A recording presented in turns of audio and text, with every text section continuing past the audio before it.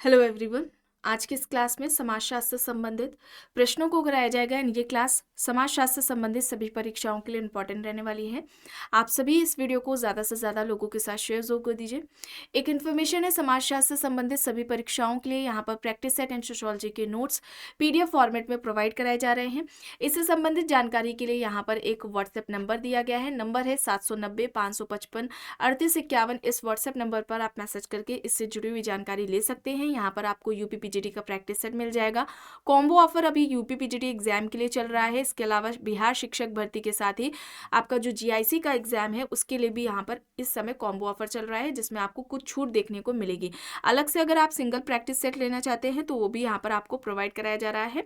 And GS का जो आपका जीआईसी का जीएस कॉमन पेपर है उसका भी प्रैक्टिस सेट यहाँ पर आपको देखने को मिल जाएगा। कॉम्बो ऑफर में प्रैक्टिस सेट के साथ ही सोशियोलॉजी के नोट्स भी प्रोवाइड कराए जा रहे हैं। अब यहाँ पर देखिए, अगर हम बात करें जीडीसी एग्जाम के लिए तो इसका भी प्रैक्टिस सेट आ चुका है। राजस्थान असिस्टेंट प्रोफेसर का आपका समाजशास्त्र का practice set and third paper जो कॉमन है जीके का, वो भी यहाँ पर आपको प्रैक्टिस सेट मिल जाएगा।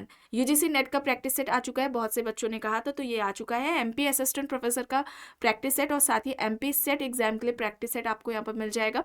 एंड बात की जाए अगर समाजशास्त्र के नोट्स की, तो ये नोट्स सभी परीक्षाओं को ध्यान में रखकर तैयार किए गए हैं। सभी परीक्षाओं के लिए महत्वपूर्ण है, आप इन्हें ले सकते हैं। इससे कोई भी जुड़ी हुई जानकारी चाहते हैं तो यहाँ पर ये व्हाट्सएप नंबर दिया गया है, इस नंबर पर आप मैसेज करके पूरी जानकारी ले सकते हैं। बस कुछ ही देर में क्लास शुरू होने वाली है। आप सभी इस क्लास को ज़्यादा से ज़्यादा लोगों के साथ शेयर जरूर कर दीजिए।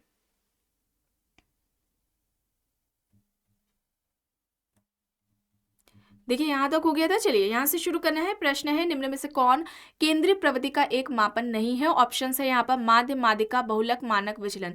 केंद्रीय प्रवृत्ति का एक मापन नहीं है, यह प्रश्न पूछा जा रहा है। तो यहाँ पर क्या होगा, कौन सा विकल्प यहाँ पर होगा? केंद्रीय प्रवृत्ति का एक मापन नहीं है तो माध्य, माध्यिका, बहुलक होगा, मानक, विचलन नहीं होगा। ऑप्शन डी, विकल्प डी यहाँ पर सही हो जाएगा।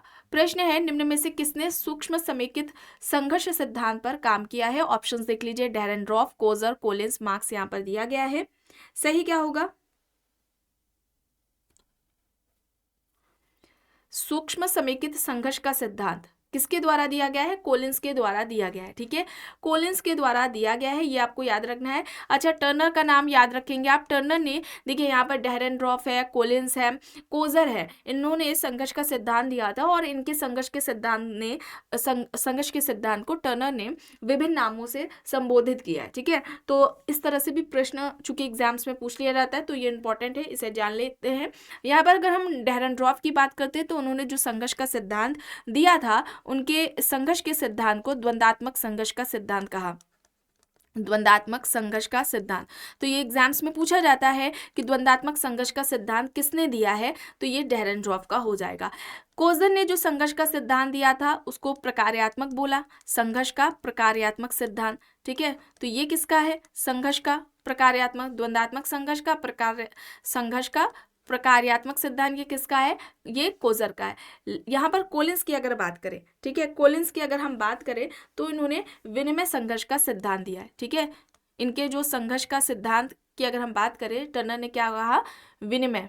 ठीक है, विनिमय संघर्ष का सिद्धांत, विनिमय संघर्ष का सिद्धांत ये किसने कहा है? कोलिंस ने। कोलिंस के सिद्धांत को टर्नर ने कहा है। ठीक है, ये आपको याद रखना है, यहाँ पर कोलिंस होगा सही। ठीक है, ऑप्शन सी यहाँ पर कोलिंस सही है। और कोलिंस की पुस्तक क्या है? ठीक है, कॉन्फ्लिक्ट सोशियोलॉजी। कॉन्फ्लिक्ट सोशियोलॉजी ये इनकी पुस्तक है जिसमें इन्होंने संघर्ष का सिद्धांत दिया था, संगठन को संघर्ष का अखाड़ा बताया। संगठन संघर्ष के अखाड़े हैं, इस तरह से स्टेटमेंट आता है इनका कि ये किसके द्वारा बात कही गई है, तो ये कोलिंस के द्वारा बात कही गई है। कॉन्फ्लिक्ट सोशियोलॉजी ये इनकी पुस्तक है, ये आपको याद रखनी है बात। चलिए अब यहाँ पर देखिए, दो यहाँ पर देखिए कथन और कारण दिया गया है। देखिए कथन है, व्यक्तित्व प्रणाली समाजीकरण के माध्यम से सामाजिक प्रणाली में एकीकृत हो जाती है। कारण है, समाजीकरण कर्ता की सहायता समाज में भूमिका निभाने के लिए करता है। बताएं सही यहाँ पर क्या होगा? यहाँ पर कथन और कारण दोनों ही सही होगा और कारण कथन की सही व्याख्या है। ऑप्शन ए यहाँ पर राइट हो जाएगा। प्रश्न है नक्सलबाड़ी कृषक आंदोलन कब शुरू हुआ? 1967, 1970, 1977, 1956 यहाँ पर ऑप्शंस दिए गए हैं। नक्सलबाड़ी कृषक आंदोलन कब शुरू हुआ था? कब शुरू हुआ था नक्सलबाड़ी कृषक आंदोलन? 1967 में। ठीक है, 1967 में शुरू हुआ था। ऑप्शन ए यहाँ पर सही हो जाएगा। प्रश्न है निम्न में से किसे उत्तर आधुनिकतावादी विचारक नहीं समझा जाता है? ऑप्शन है यहाँ पर अलेक्जेंडर, देरिदा, जेमसन, लियोटार्ड, यहाँ पर ऑप्शंस दिए गए हैं। उत्तर आधुनिकतावादी विचारक नहीं समझा जाता है, यह प्रश्न पूछा जा रहा है। तो यहाँ पर सही क्या हो जाएगा? यहाँ पर क्या हो जाएगा? यहाँ पर अलेक्जेंडर हो जाएगा। ठीक है, अलेक्जेंडर हो जाएगा। ऑप्शन ए यहाँ पर राइट हो जाएगा। और ये नव प्रकारवादी में आते हैं। ठीक है, नव प्रकारवादी, या अगर हम कहें नव प्रकारवाद के जनक इन्हें कहा जाता है, अलेक्जेंडर को। ये इंपॉर्टेंट है, ये आप याद रखेंगे। ठीक है, इनकी थ्योरेटिकल लॉजिक इन सोशियोलॉजी पुस्तक है, थ्योरेटिकल लॉजिक इन सोशियोलॉजी। ठीक है, चलिए आगे देखते हैं। प्रश्न है सोशल डेविएंस इन इंडिया, इस पुस्तक के लेखक कौन है? Sushil Chandra, M J. Khan, S P. Srivastava, R. Ahuja, यहाँ पर ऑप्शंस हैं। Social deviance in India, social deviance in India ये किसकी हो जाएगी? ये किसकी हो जाएगी? सुशील चंद्र की हो जाएगी। Option A. Social deviance in India ये किसकी है? सुशील चंद्र की है। ऑप्शन ए यहाँ पर सही होगा। प्रश्न है भारत में जनसंख्या शिक्षा में निम्न में से किस पर ध्यान केंद्रित नहीं किया गया है? ऑप्शन देख लीजिए। शहरीकरण और पर्यावरण संबंधी समस्याओं के प्रति जागरूकता पैदा करना। विकल्प बी है जनसंख्या गतिकी पर जागरूकता विकसित करना। विकल्प सी है जनसंख्या नियंत्रण के लिए मुख्य उपाय तैयार करना। और विकल्प डी है जनसंख्या नीति के संबंध में ज्ञान सृजन करना। बताएं सही यहाँ पर क्या होगा? यहाँ पर सही क्या हो जाएगा? जनसंख्या नियंत्रण के लिए मुख्य उपाय तैयार करना, ये यहाँ पर ऑप्शन सी। ठीक है, विकल्प सी यहाँ पर सही हो जाएगा। चलिए अब यहाँ पर देखिए प्रश्न है यह किसका तर्क है कि मर्टन असभ्यतापूर्ण और आनंद के लिए सैर करने जैसे ऐसे गैर उपयोगितावादी अपराधों का विवरण देने में असमर्थ रहे हैं जिनसे आर्थिक लाभ प्राप्त नहीं होता। ऑप्शन है W.B. Miller, Albert Cohen, R.A. Cloward Parsons, यहाँ पर ऑप्शन दिए गए हैं। मर्टन असभ्यतापूर्ण और आनंद के लिए सैर करने जैसे ऐसे गैर उपयोगितावादी अपराधों का विवरण देने में असमर्थ रहे हैं जिनसे आर्थिक लाभ प्राप्त नहीं होता है। बताएं यहाँ पर क्या होगा? किसके द्वारा ये बात कही गई है? कोहेन के द्वारा। एल्बर्ट कोहेन यहाँ पर होगा, एल्बर्ट के कोहेन। ऑप्शन बी यहाँ पर सही होगा। प्रश्न है श्रम विभाजन के कारण हस्तांतरण का उल्लेख किसने किया? सोरोकिन, दुर्खीम, गिलेन मार्क्स, यहाँ पर ऑप्शन दिए गए। श्रम विभाजन के कारण हस्तांतरण का वर्णन किसने किया है? बताएं।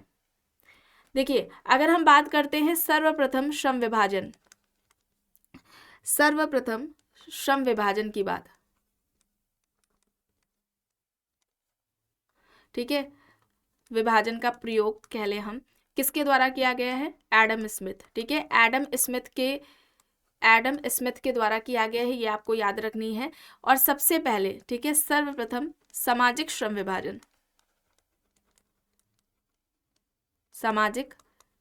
श्रम विभाजन की बात किसने की है?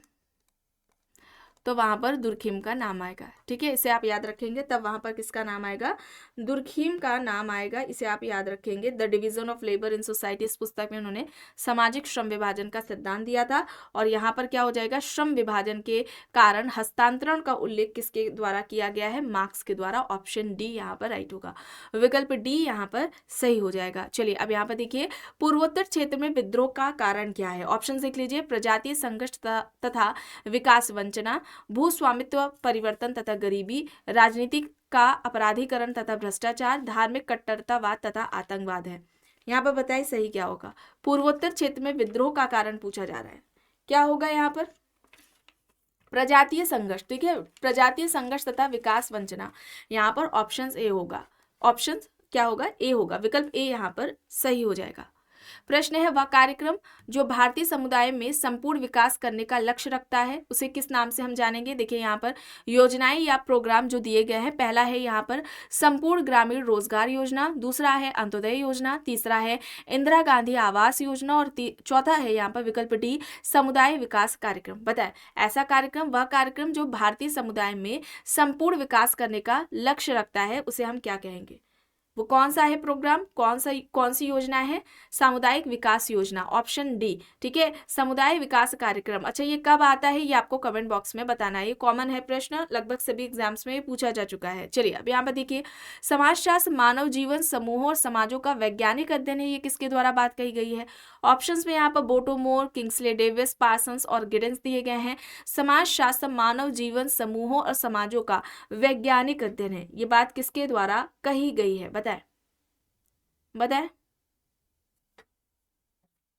यहाँ पर एंथोनी गिडेंस होगा। ठीक है, एंथोनी गिडेंस होगा, ऑप्शन डी यहाँ पर राइट आंसर हो जाएगा। सिमेल की अगर हम बात करें तो सिमेल क्या कहते हैं समाजशास्त्र को, कि समाजशास्त्र मानवीय अंतर संबंधों के स्वरूपों का विज्ञान है। याद रखेंगे, समाजशास्त्र से यहाँ पर संबंधित कुछ महत्वपूर्ण परिभाषाएं आपको बताई जा रही हैं, किसने किस तरह से परिभाषित की है, तो कीवर्ड्स को आपको पकड़ना है। सिमेल क्या कहते हैं, मानवीय अंतर संबंधों। ठीक है, मानवीय अंतर संबंधों, मानवीय अंतर संबंधों के स्वरूपों का विज्ञान, मानवीय अंतर संबंधों के स्वरूपों का विज्ञान।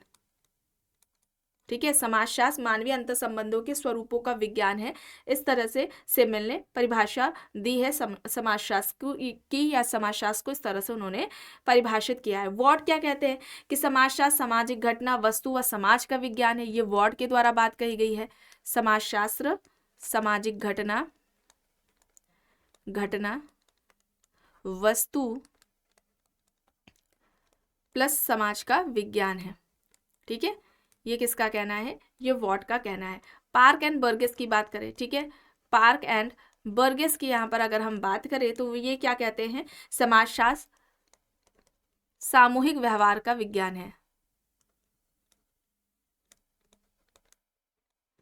ये पार्क एंड बर्गेस ने कहा है। ठीक है, सामूहिक व्यवहार का विज्ञान का है पार्क एंड बर्गेस ने। वॉट कहते हैं, सामाजिक घटना, वस्तु, समाज का विज्ञान है।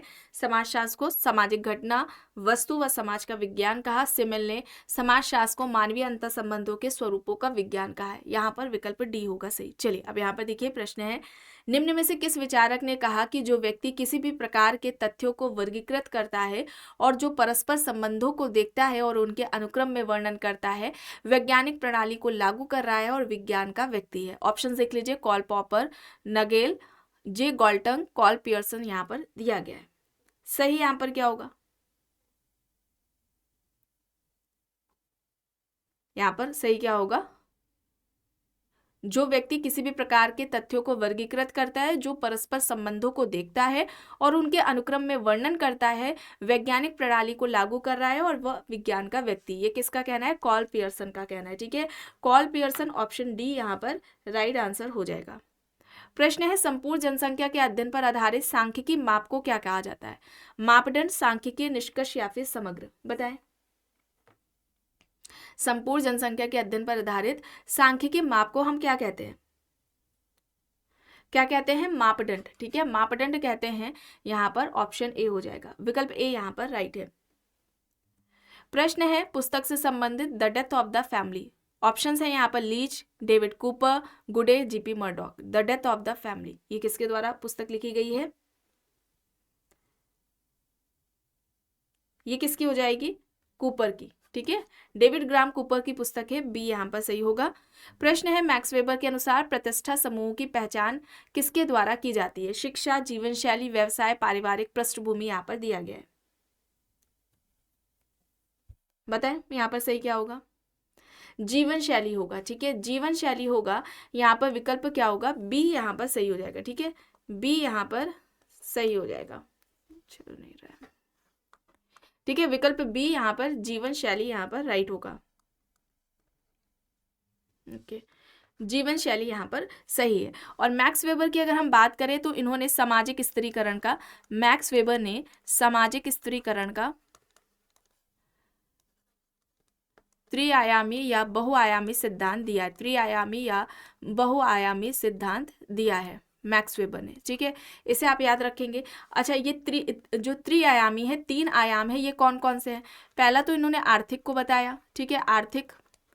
दूसरा हो जाएगा सामाजिक, आर्थिक हो गया, दूसरा हो जाएगा सामाजिक, और तीसरा हो जाएगा राजनीतिक, ठीक है, तीसरा क्या हो जाएगा? राजनीतिक हो जाएगा। आर्थिक के संदर्भ में ये वर्ग को परिभाषित करते हैं, सामाजिक के संदर्भ में ये परिस्थिति को परिभाषित करते हैं, और राजनीतिक के संदर्भ में ये दल पार्टी की बात करते हैं। इस तरह से भी दे देते हैं, आर्थिक, सामाजिक, राजनीतिक, और इस तरह से भी प्रश्न पूछ लिया जाता है कि वर्ग, परिस्थिति और दल, ये सामाजिक स्त्रीकरण के, सोशल स्ट्रेटिफिकेशन की ये 3 आधार किसके द्वारा बताए गए हैं? तो ये याद रखेंगे, मैक्स वेबर के द्वारा ये बताए गए हैं। चलिए आगे देखते हैं।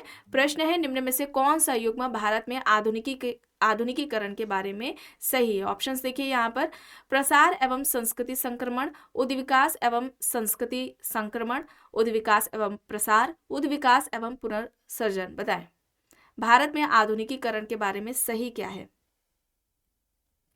प्रसार एवं संस्कृति संक्रमण होगा ऑप्शन ए, ठीक है, विकल्प ए यहाँ पर सही हो जाएगा। प्रश्न है, किसने यह तर्क दिया कि कृषि संबंधी आंदोलन व्यवस्था में असमानता की मनोवैज्ञानिक अवधारणा पर आधारित है? ऑप्शन है यहाँ पर कैथलीन गफ, धनाग्रे, अलेक्जेंडर, के.एल. गांगुली। बताएं, कृषि संबंधी आंदोलन व्यवस्था में असमानता की मनोवैज्ञानिक अवधारणा पर आधारित है।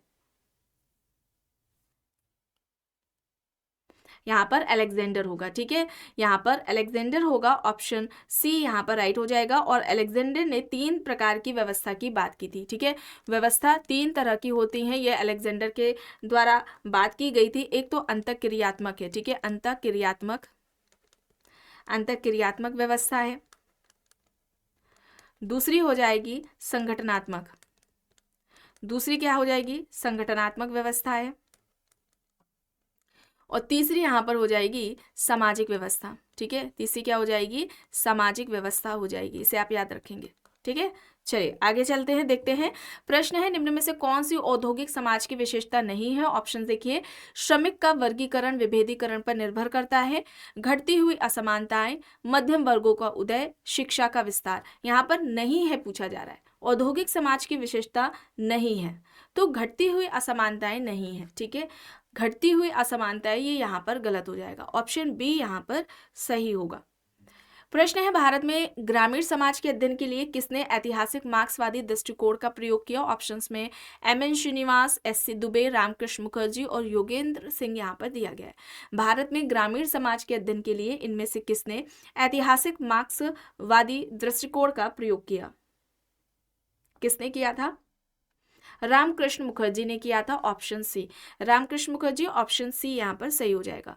प्रश्न है, निम्न में से कौन सी औद्योगिक समाज की विशेषता नहीं है? ऑप्शन देखिए, श्रमिक का वर्गीकरण विभेदीकरण पर निर्भर करते, ये रिपीट हुआ है, यहाँ पर घटती हुई असमानताएं होगा बी, विकल्प बी यहाँ पर सही है। प्रश्न है, समाज के अध्ययन में अगस्त कॉम्ट ने कौन सा परिप्रेक्ष्य का प्रयोग किया था? संरचनात्मक परिप्रेक्ष्य, ऐतिहासिक परिप्रेक्ष्य, संघर्ष परिप्रेक्ष्य या फिर प्रकार्यात्मक परिप्रेक्ष्य? बताएं, अगस्त कॉम्ट समाजशास्त्र के जनक है, समाजशास्त्र के जनक।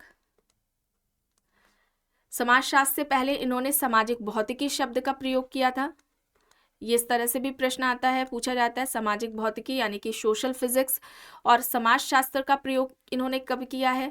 वर्ष भी पूछ लिया जाता है, 1838, ये आपको याद रखना है। ज्ञान की 3 अवस्थाएं, ठीक है, ज्ञान की 3 अवस्थाएं, ये इनके द्वारा कॉन्सेप्ट दिया गया है। इसके अलावा अगर हम बात करें प्रत्यक्षवाद की अवधारणा, ठीक है, प्रत्यक्षवाद की अवधारणा इनके द्वारा दी गई है।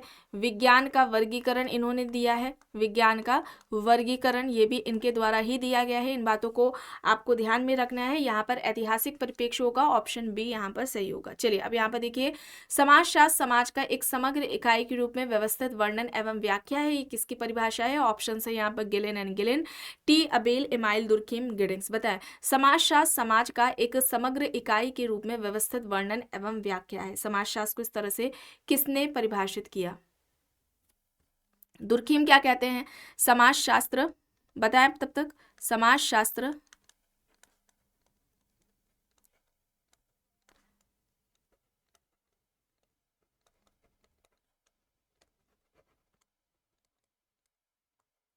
यहाँ पर गिडिंग्स होगा। और दुर्खिम ने समाजशास्त्र को सामूहिक प्रतिनिधानों का विज्ञान कहा था। ठीक है, समाजशास्त्र को सामूहिक प्रतिनिधानों का विज्ञान दुर्खिम के द्वारा कहा गया था। चलिए यहाँ पर देखिए प्रश्न, यह किसने कहा कि सत्य के लिए कोई संक्षिप्त मार्ग नहीं है, ब्रह्मांड का ज्ञान प्राप्त करने के लिए वैज्ञानिक विधि के द्वार से गुजरना पड़ेगा। ऑप्शंस है यहाँ पर कॉल पियर्सन, लुनबर्ग, स्टुअर्ट चेज, ए वुल्फ यहाँ पर दिया गया है। बताएं सही यहाँ पर क्या होगा? कॉल पियर्सन, सत्य के लिए कोई संक्षिप्त मार्ग नहीं है, ब्रह्मांड का ज्ञान प्राप्त करने के लिए वैज्ञानिक विधि के द्वार से गुजरना पड़ेगा। ऑप्शन ए यहाँ पर सही है। प्रश्न है, निम्न में से यह किसने परिभाषित किया कि सहभागी निरीक्षणकर्ता अध्ययन किए जाने वाले समूह के बीच रहता है अथवा अन्य प्रकार से उनके जीवन में भाग लेता है? ऑप्शन है यहाँ पर पीवी यंग, रेमनफोर्थ, जॉन एवं मेज, गुड एंड हॉट। बताएं सहभागी निरीक्षणकर्ता अध्ययन किए जाने वाले समूह के बीच रहता है अथवा अन्य प्रकार से उनके जीवन में भाग लेता है। ये किसके द्वारा बात कही गई है? पीवी यंग के द्वारा। पीवी यंग, ऑप्शन ए यहाँ पर सही हो जाएगा। प्रश्न है, किसने लिखा कि इसके विस्तृत अर्थों में समाजशास्त्र मानवीय अंतःक्रियाओं, अंतःसंबंधों, उनकी दशाओं और परिणामों का अध्ययन है? ऑप्शन देख लीजिए, Morris, Ginsberg, MacIver and Page, Coser, Parsons यहाँ पर दिए गए हैं। विस्तृत अर्थों में समाजशास्त्र मानवीय अंतःक्रियाओं, अंतःसंबंधों, उनकी दशाओं और परिणामों का अध्ययन है। ये बात किसके द्वारा कही गई है? जिन्सबर्ग। ठीक है, जिन्सबर्ग के द्वारा कही गई है। ऑप्शन ए यहाँ पर सही हो जाएगा। प्रश्न है, निम्न में से सामाजिक संरचना के अध्ययन के लिए दो प्रकार के प्रारूपों अर्थात वास्तविक सामाजिक संरचना और समान सामाजिक संरचना के प्रतिपादक कौन है? ऑप्शंस में Radcliffe Brown, Herbert Spencer, Karl Marx, Talcott, Parsons यहाँ पर दिए गए हैं। बताएं यहाँ पर सही क्या होगा?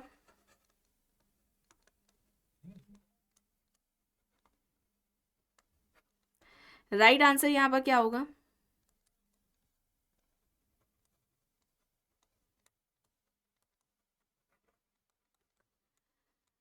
यहाँ पर सही होगा रेडक्लिफ ब्राउन। ठीक है, रेडक्लिफ ब्राउन ने सामाजिक संरचना के दो प्रकार बताए थे, वास्तविक सामाजिक संरचना और समान संरचना। ठीक है, रेडक्लिफ ब्राउन होगा। और रेडक्लिफ ब्राउन ने संरचना की बात इसी पुस्तक में की थी, African system of kinship and marriage में, जो कि 1950 में आती है।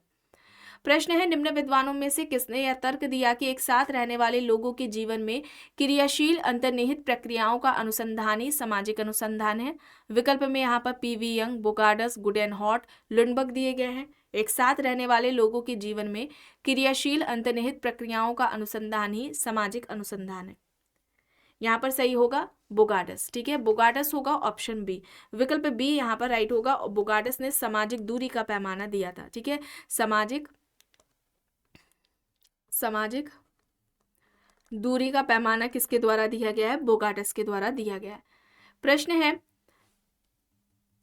किसने कहा कि उपकल्पना यानी कि हाइपोथेसिस परीक्षण किए जाने वाला एक प्रस्ताव है? ऑप्शंस में बोगार्डस, पीवी यंग, एफएन कार्लिंगर या फिर इनमें से कोई भी नहीं। उपकल्पना प्रशिक्षण किया जाने वाला एक प्रस्ताव है, ये बात किसके द्वारा कही गई है? बताएं।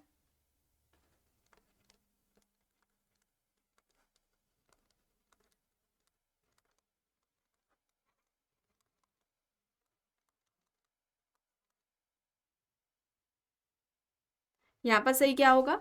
बोगार्डस। बोगार्डस है, ऑप्शन ए यहाँ पर राइट आंसर हो जाएगा। और उपकल्पना को एक काम चलाऊ निष्कर्ष किसने कहा था? काम चलाऊ निष्कर्ष है जिसकी सत्यता की परीक्षा भी बाकी है, ये लुनबर्ग के द्वारा कहा गया था। ठीक है,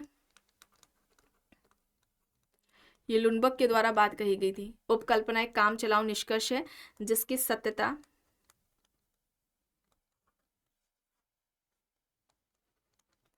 की परीक्षा भी बाकी है। इस तरह से कुछ प्रश्न पूछा जाता है। चलिए आखिरी देख लेते हैं प्रश्न।